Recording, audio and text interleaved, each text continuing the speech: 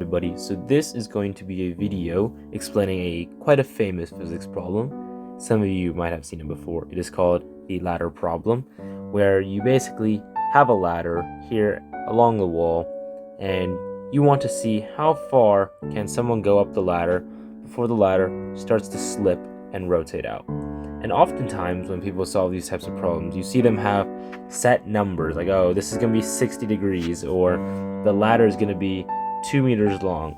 And it's always based on these numbers that can make it a little difficult to understand the general solution. So today we're going to go no numbers, no values, all variables, just so you can understand how the general solution is solved.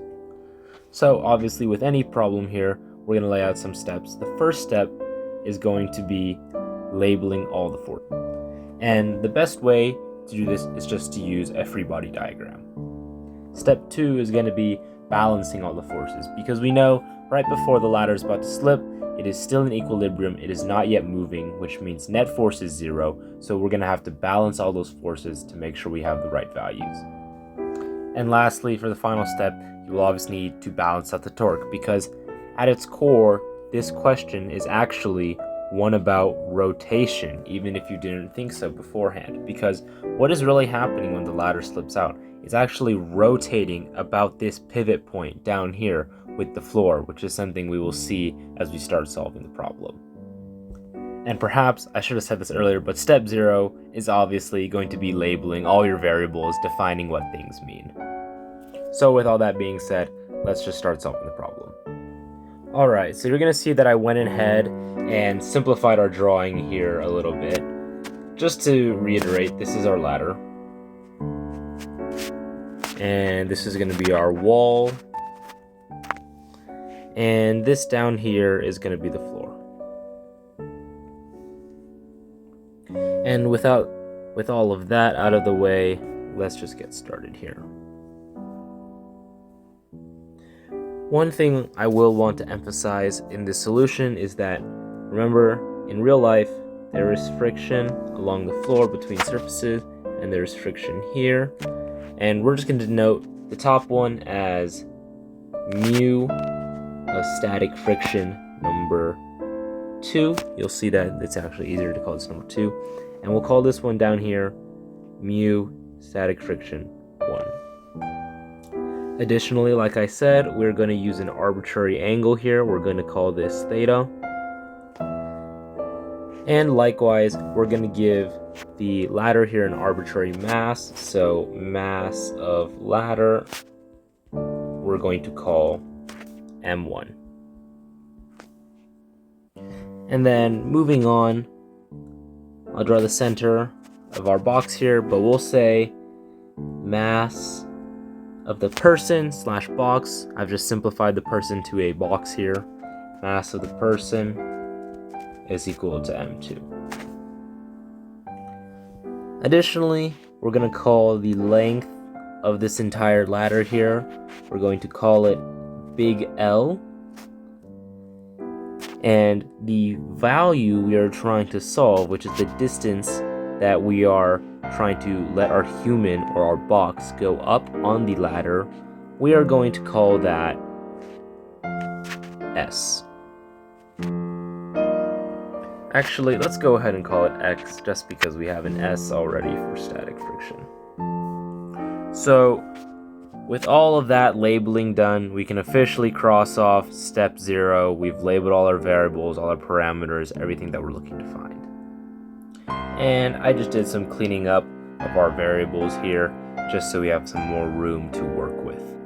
Now we can go ahead and get started with labeling some forces. I think that the first force that we should always label in a free body diagram is going to be gravity. So for the main ladder, we have our Fg. And I'll just say Fg of the ladder, FGL. We also have the force of gravity that is acting upon our box or our human here, so that's going to be FGB. And that should do it for gravity in this scenario.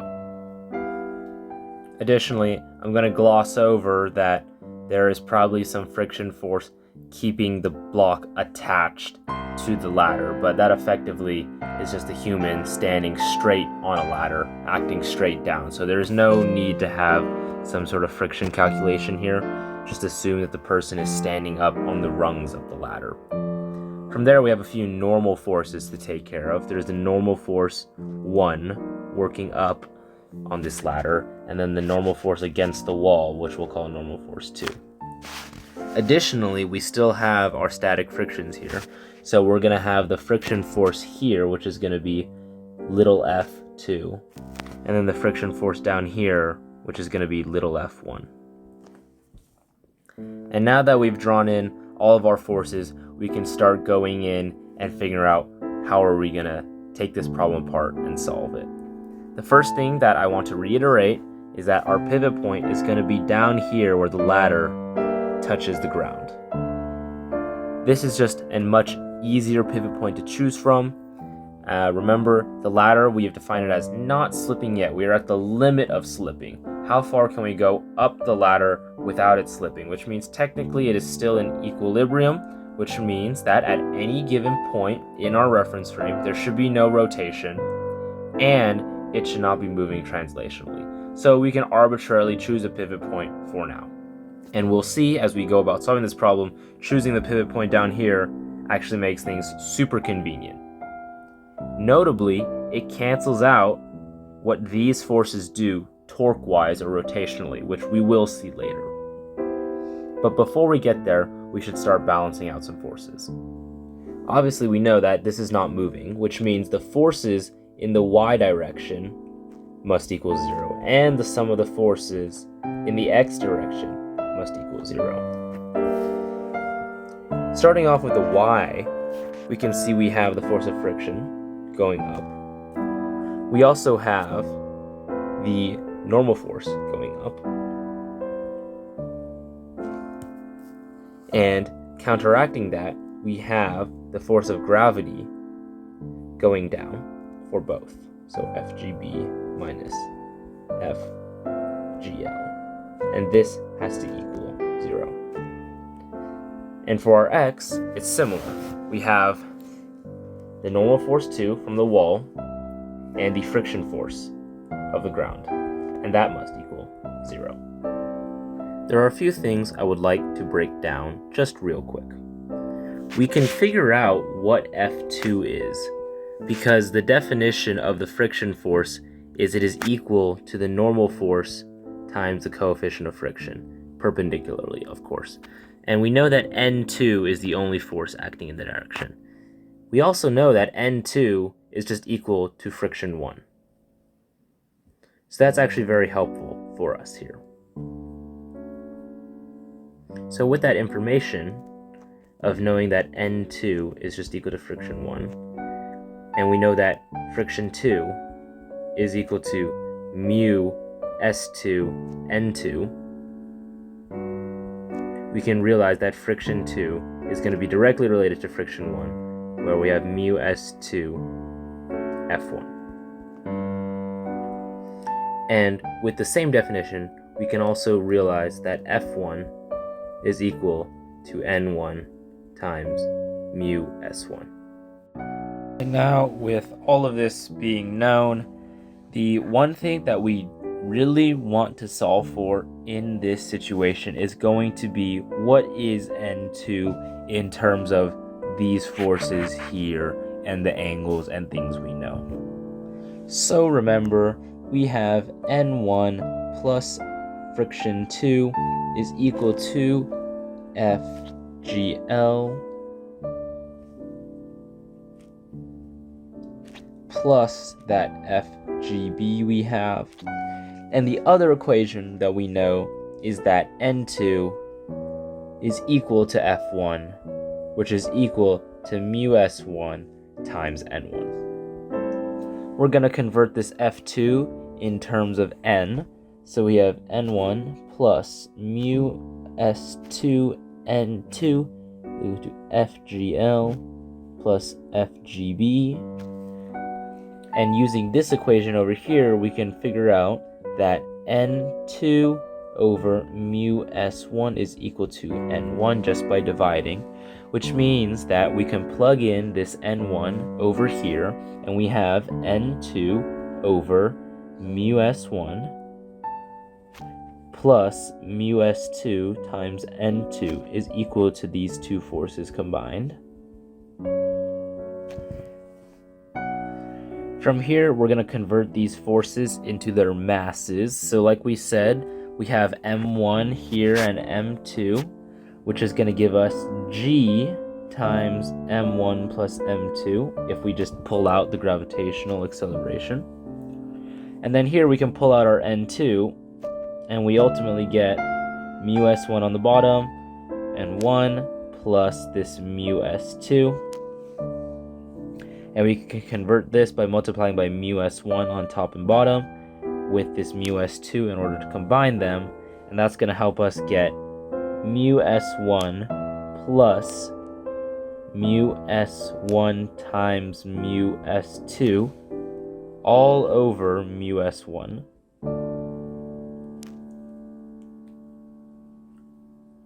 Sorry, this should be a 1, not mu s1, just 1. All times n2 is equal to g times m1 plus m2. And from here we can just divide, and that's going to give us n2 is ultimately equal to g times mu s1 times m1 plus m2, all divided by 1 plus mu s1 times mu s2. And what you'll notice with this equation is that oftentimes you see in these problems, we're just going to assume that there's a frictionless wall, which is convenient, but it's not necessarily true. And in this case, you'll see that if we do have that frictionless wall, this will be 0 here, and it actually works out to just dividing by 1, where n2 is just the top, should there only be friction on the bottom. So if there's no friction on this vertical wall here, then n2 would just be this top expression, which intuitively makes sense if you do the math. So now that we have finally gotten all the way down to what n2 is, this force that we needed to find, we can finally start evening out the torque.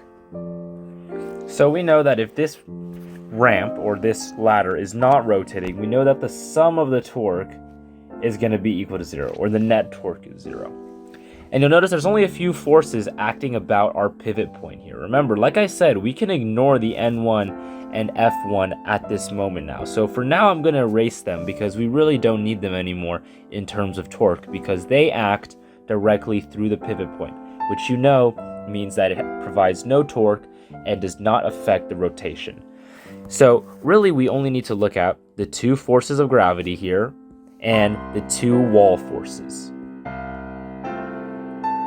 You'll see that the two forces here pulling down work in the counterclockwise direction, while the two forces, the contact forces, work in the clockwise direction, which means that intuitively the sum of the clockwise torque, so that's CL, is going to equal in magnitude to the counterclockwise torque, the CCL. So if we just split these two up, we can write out our equations where we have F2 times L is plus N2 times L is equal to FGB times the distance, which we defined as x, up the ramp right here, added to FGL times half of the length, because we know that gravity acts directly in the center. However, the keen-eyed of you is going to realize, okay, we forgot something quite important, which is the angle of the ramp here, right? We didn't include angle in any of these when we really should have. So what should these be? So remember, torque is when it's the force perpendicular to the radius vector. So really, we should be having some sine thetas and some cosine thetas here. So first, let's do the simple one, which is these two gravitational forces, because they are the same angle. They are going to be, they're going to be cosine theta. And this is because that this angle that they're acting here is actually 90 degrees minus theta, which you can get the correct value of, instead of doing sine theta with this theta here, if you just do cosine theta, you're going to get this perpendicular value. If you're doing some algebra, you have the FG, the X, this is theta due to geometry, then you're going to have cosine theta is equal to X over FGL. And this X is not the same as this X, I'm just using it as a stand-in variable. In that case, actually, let me just call it K here. K right here. And then we're going to get K equals to FGL cosine theta. So you'll see we're using the cosine theta here. And effectively, that is the component of this gravitational force vector that is working perpendicularly to that radius vector. So we're just going to erase this here, as we know that both of these two on the right side here are going to be cosine theta multiplied by them. For the N2, however, we see that this is theta, and that is the angle it's already working on. So we can just put sine theta. And then same idea with F2 here, as these two on this side, it's going to be cosine theta. And so here, I just did some substitutions. So this F2 became mu S2 N2, and then we have the N2 I wrote out, and then the FGs, I turned them into the MGs because those are the actual values we're looking for. And remember, we are solving for X here. So now it's just some algebra, you just gotta do some rearranging. And so here I did a little bit more rearranging. I put this term all the way on the left. It'll be helpful when we're solving for it. I took out the N2L from these two terms and just subtracted. And I am also going to just reiterate that N2 is this huge convoluted mess that we figured out earlier. So if we just give ourselves a little more room to work with here, we're going to have M2GX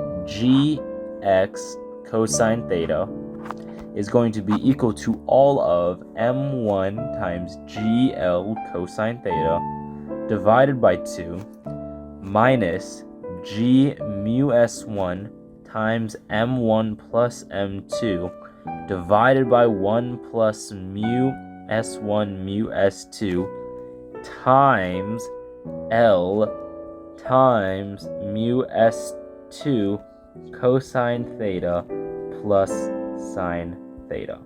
And I know that was huge and that's really long, but that's what happens when you go for the general solution of something.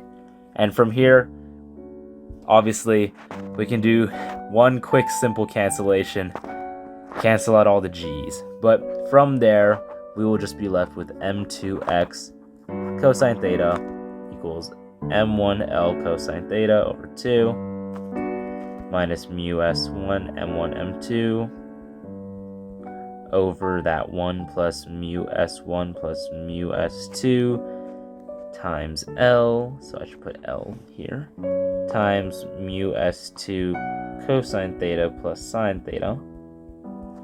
And we are going to divide everything by m2 cosine theta. And that is going to leave us with x is equal to the entire side over here, which I will just copy and then paste, in parentheses, divided by m2 cosine theta.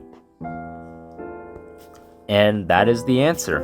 If you wanted to know the general solution to how to solve a question such as this ladder problem, you can always figure out what the x will be no matter what theta, no matter what static frictions you have, no matter the length of the board, nor the two masses. So whatever this information is, you can figure out what x will be, which is how far can I go up the ladder without slipping and dying.